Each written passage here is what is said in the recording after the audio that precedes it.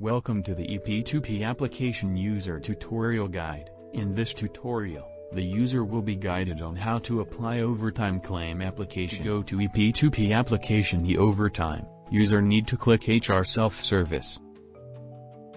Click on e-financial, then click e-overtime. To apply overtime claim, user need to click My Overtime Claim Application. Select Overtime from the drop-down list, then click Next. Click plus icon to add overtime. Fill in information needed for the overtime claim application. Meal column will be displayed if the setting for the overtime has been created.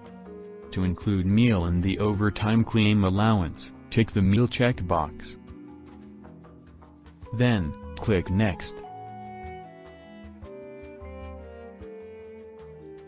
The following screen will display the information key in by the user.